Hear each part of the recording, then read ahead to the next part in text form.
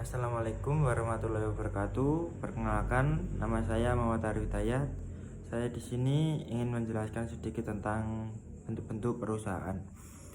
Yang pertama, badan usaha. Badan usaha adalah organisasi baik yang terbentuk perorangan, perkumpulan orang atau gabungan dari beberapa badan usaha, di mana di dalamnya terdapat penumpukan modal dan menjalankan usaha dengan tujuan untuk mencari keuntungan. Contohnya, badan usaha yang ada di Indonesia di antara lain perusahaan perseorangan. Selanjutnya ada faktor-faktor yang menentukan jenis badan usaha. Yang pertama, tipe dari usaha seperti perkebunan industri. Yang kedua, luas dari jangkauan pemasaran yang akan dicapai. Yang ketiga, modal yang diperlukan untuk memulai usaha. Yang keempat, sistem pengawasan yang dikehendaki. Yang kelima, tinggi rendahnya risiko yang nantinya akan dihadapi. Yang keenam, jangka waktu izin operasional yang diberikan oleh pemerintah. Yang ketujuh, keuntungan yang direncanakan. Selanjutnya, badan usaha berbadan hukum.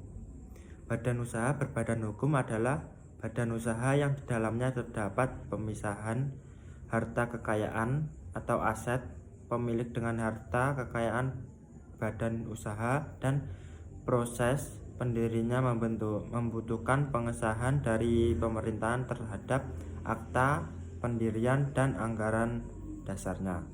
Dan ada manfaat mendirikan usaha berbadan hukum. Yang pertama, sarana perlindungan hukum.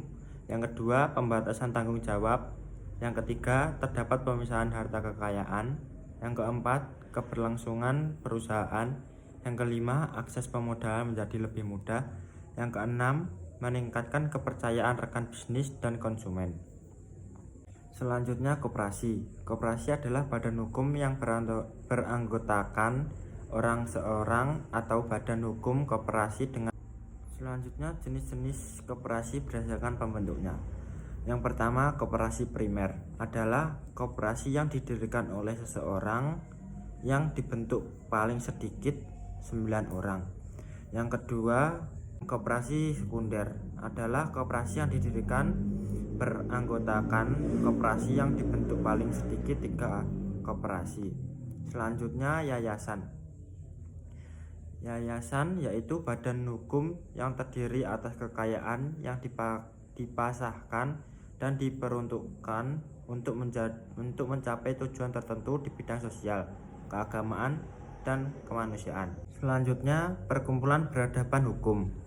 Perkumpulan berhadapan hukum adalah sekumpulan orang didirikan untuk mewujudkan kesamaan maksud dan tujuan tertentu atau di bidang sosial dan kemanusiaan atau tidak membagikan keuntungannya kepada anggotanya. Dan selanjutnya, badan usaha bukan badan hukum. Badan usaha bukan badan hukum yaitu bentuk usaha bukan badan hukum didirikan berdasarkan perjanjian persekutuan antara 2 orang atau lebih yang mengikatkan diri untuk bekerja sama secara terus-menerus dengan memberikan pemasukan berupa uang, barang, tenaga, keahlian, dan klien atau pelanggan guna diusahakan bersama, mempunyai nama dan tempat kedudukan tetap dengan tujuan mencari dan membagi bersama keuntungan yang diperoleh. Badan usaha bukan badan hukum merupakan badan usaha yang mencakup persekutuan perdata, persekutuan firma, dan persekutuan komoditer. Yang pertama, persekutuan perdata. Persekutuan yang menjalankan profesi secara terus-menerus dan setiap sekutunya bertindak atas nama sendiri serta bertanggung jawab sendiri terhadap pihak ketiga. Yang kedua, persekutuan firma. Persekutuan firma yaitu badan usaha bukan badan hukum yang setiap sekutunya berhak bertindak untuk atas nama persekutuan firma serta bertanggung jawab terhadap pihak ketiga secara tanggung rentang sampai harta kekayaan pribadi. Yang ketiga, yang terakhir, persekutuan komoditor. JV adalah persekutuan yang didirikan oleh satu atau lebih sekutu komoditer dengan satu atau lebih sekutu komplementer untuk menjalankan usaha secara terus-menerus. Sekian dari saya. Wassalamualaikum warahmatullahi wabarakatuh.